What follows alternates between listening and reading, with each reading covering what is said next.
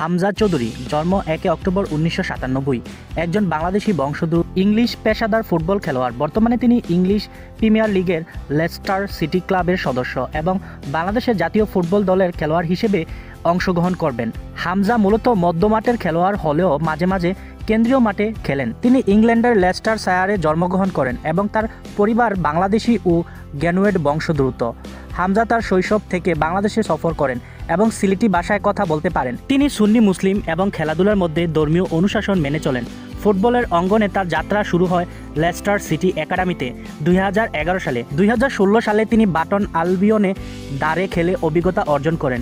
পরে 2017 সালে লেস্টার সিটিতে সিনিয়র দলের হয়ে অভিষেক হন। 2022-23 মৌসুমে তিনি আবারও ওয়াটফোর্ড দাঁড়ে যোগ দেন। হামজা চৌধুরী ইংল্যান্ডের যুব দলের হয়ে বিভিন্ন আন্তর্জাতিক ম্যাচে অংশগ্রহণ নেন, তবে 2024 সালে বাংলাদেশের ফুটবল দলের সাথে যুক্ত হন। 2024 সালে 19 ডিসেম্বর বাংলাদেশ ফুটবল ফেডারেশন তাকে জাতীয় দলের প্রতিনিধিত্বের অনুমতি দেয়।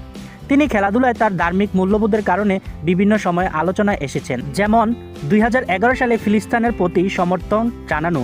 এছাড়াও 2019 সালে কিছু বিতর্কিত মন্তব্যের জন্য তাকে জরিমানা এবং শিক্ষামূলক কোর্সে অংশগ্রহণ করতে হয়েছিল। তাকে নিয়ে বর্তমানে অনেক আলোচনা হচ্ছে, কারণ তিনি ইংল্যান্ডে জন্মগ্রহণ করে ইংল্যান্ডের নাগরিকত্ব রয়েছে। এছাড়াও তিনি চাইলে ইংল্যান্ডের জাতীয় দলে খেলতে পারতেন। তিনি অলরেডি ইংল্যান্ডের অনূর্ধ্ব 19 দলে খেলেছেন, যেখানে বুঝতেই পারছেন ইংল্যান্ডের মতো একটি দেশে যেখানে অনূর্ধ্ব 19 দলে খেলেছেন, সেখানে তিনি জাতীয় দলেও খুব শীঘ্রই ঢুকতে পারতেন, যেখানে তার বড় একটি ক্যারিয়ার তৈরি করতে পারতেন। অনেকে বলছেন এখন বাংলাদেশি ন্যাশনালিটির পরিচয় দিয়ে বাংলাদেশের ফুটবল টিমে খেলে উনি ওনার ক্যারিয়ারটা নষ্ট করতে চলেছেন। তো বন্ধুরা, হামজা চৌধুরীর ক্যারিয়ার সম্পর্কে আপনার কি মন্তব্য তা অবশ্যই আপনি কমেন্ট করে জানিয়ে দিন। আর হামজা চৌধুরীকে আপনার ভালো লাগলে বা হামজা চৌধুরীর যে উদ্যোগ ভালো লাগলে তা অবশ্যই কমেন্ট করবেন, ভিডিওটা শেয়ার করবেন, চ্যানেলটা সাবস্ক্রাইব করবেন। ভালো থাকবেন।